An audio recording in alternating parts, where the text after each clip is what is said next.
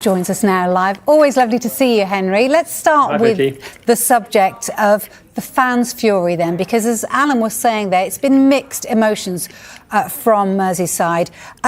We saw the loyalty or lolly posters as well popping up. You know, what do you make of it? What would you say to those fans who are furious with him leaving the club?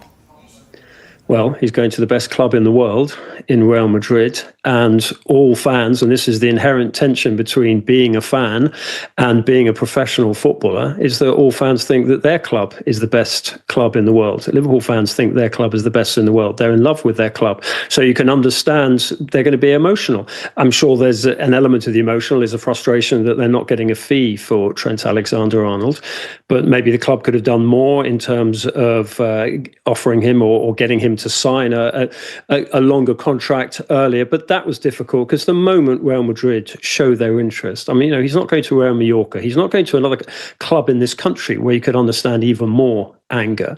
He's going to Real Madrid, and you look at the way that Real Madrid play, and he's a player who obviously everyone is focused on money, but he will focus very much on the football, the glory, the Champions League potential at a club like Real Madrid, who've won it 15 times already.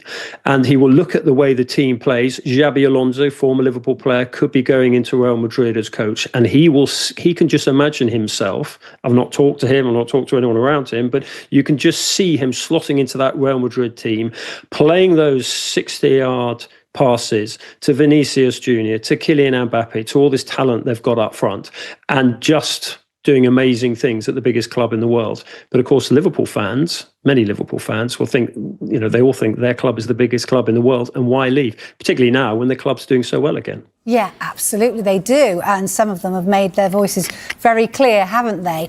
What sort of message do you think that fury, though, sends to perhaps other players who are coming through the youth system at Liverpool? Well, I think first and foremost, they'll look at Trent Alexander-Arnold and think, what a role model. You know, he's been there 20 years.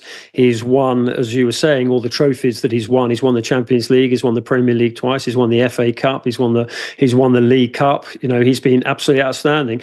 But I think they'll also will see a player. I mean, this was the Leicester game here. I was at this game. And first, it was such an important goal for Liverpool in terms of the title pursuit, but also you could just see his emotion. He's running to the corner here to where the Liverpool fans are, and you can see that is not the reaction of a mercenary. That is the reaction of someone who cares deeply about Liverpool Football Club, who grew up as a Liverpool fan, who will always be a Liverpool fan now and in the future, even when he's playing at Real Madrid. And you know, he still has that connection. It's so hard. We've seen it so many times with players leaving clubs. It's really hard to leave clubs with an element of dignity and with an element of respect. And I actually think Trent Alexander-Arnold has really tried to do that. You saw in the video that you played at the top of your show, the emotion with which Trent was speaking, you know, just a sort of deep intake of breath as he sat down and went, okay. And then there was a bit, you know, when he almost seemed sort of close to tears. So this is a huge decision because there is part of him that's a fan, but there's also a huge part of him at 26 who just sees the challenge of going abroad. And also, we can't underestimate this because, you know, I cover England and you see his relationship with Jude Bellingham when they're training together. They're always playing like little mini rondos together, knocking the ball to each other. They're smiling together, you know, and Jude Bellingham is there. So that has to be an attraction as well. So coming back to your point, you know, the fury just shows the sort of the depth of the emotion and also the fact that they're losing a good player. But the history of Liverpool Football Club, every decade, probably every year, you know, they lose players, but someone else steps in. I mean, I can remember, you know, just the huge almost trauma when Kevin Keegan left him. What was it, 77? Kenny Dalglish came in and he scored the winning goal in the European Cup final within, 8-9 months? So, you know, no one is bigger than Liverpool Football Club. No, I hear you on that. I think it's the kind of the local lad aspect, isn't it, for them more than anything. Do you think in any way that Liverpool, the club, could have helped this and kind of helped Trent in this decision? Could they have handled it better, do you think? You know, in terms of the fact that he's going on a free and all those sorts of things. Well, first we have to make a difference between fury online and fury actually amongst the match-going fans. And I hope he does have a chance to play. And I think they've got 2 remaining home games. And there is an element of, listen, we're frustrated. One of our own is leaving, but let's just give him a good send-off. And also send a message out, not simply to the young players coming through the academy, as you mentioned, but potential players who are thinking of coming into the club to know that actually they've got quite a classy bunch of supporters who back players even when they're leaving. Could Liverpool have handle it better? It's very difficult. When Real Madrid come calling, you can talk to any executive at any club, any manager in this country, and once Real Madrid come calling, it's impossible really to say no. Yeah, you talked about the fact that, he'll be playing alongside the likes of Vinny Jr. and kind of pinging in these balls, which is quite worrying, perhaps for anyone else playing in the Champions League next season. But do you think his style of football is better suited to playing in Real Madrid's team?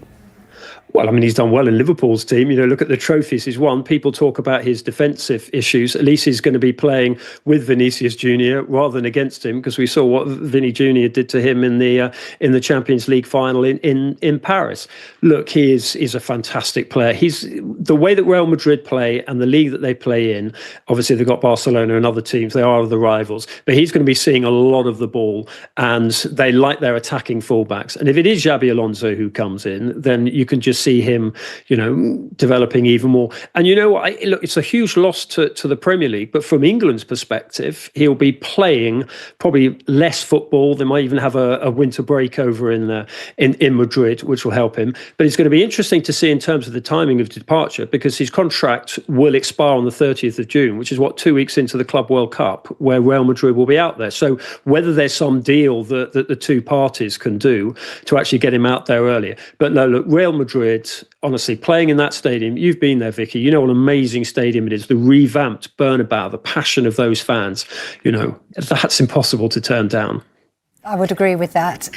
Look, you also, let's put your England hat on, because you mentioned it there. Do you think we'll see a difference in the way that he's perhaps perceived as an England player as well once he goes to Real Madrid, if he goes to Real Madrid, I have to say, because over the last few years, he's been kind of vilified for his defensive frailties, perhaps, should we say. Do you think we'll see a difference? Do we see a sea change there?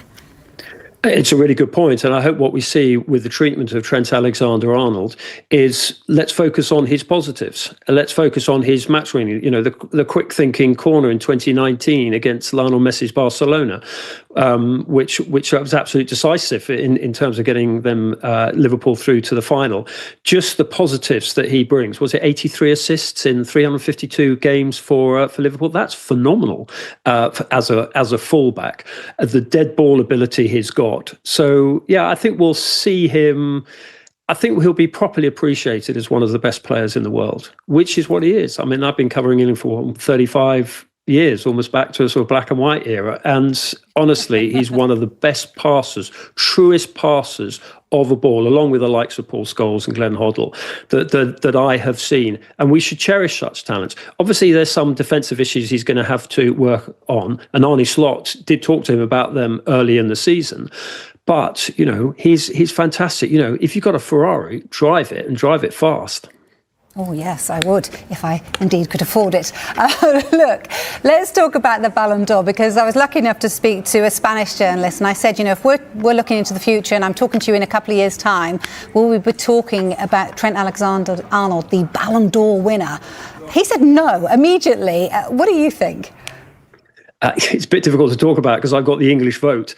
What I would say generally is that he is just talking to journalists around the world, talking to journalists in this country, how admired he is and what a special player he is. And what is going to be interesting heading towards the World Cup is where Thomas Tuchel plays him, because England have got a lot of talent right back. And I just hope we see him there. And you can just see there in this picture here, with the teammates, they'll miss him. They'll miss him as a player. They'll miss him as a sort of just a really likable guy. I'm sure you've interviewed him, and he's just a genuine kid. He does a lot of work for the community, but he has to make this decision for himself now. And look, as he says, it's a hard decision, but he has to go. Look, he's even got teammates filming him because they know what a good player is. So look, coming back to your point, I'm only half sort of dodging it a little bit.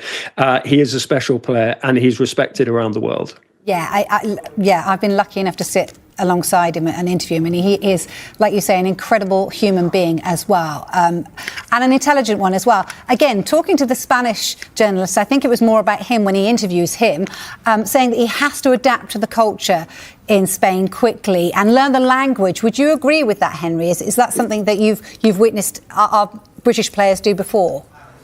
Totally. Not all of them have done it before, but, when they go abroad, I mean, Harry Kane has spoken about it, but you talk to German journalists and they say, fantastic what Harry Kane has done at Bayern Munich, now a champion, but actually he needs to learn a little bit more of the language.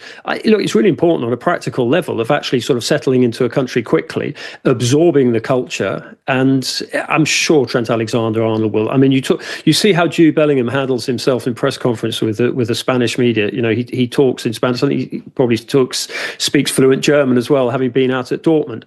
So absolutely, and it wouldn't completely surprise me, but I'm guessing here if he hasn't been taking discreet Spanish lessons already.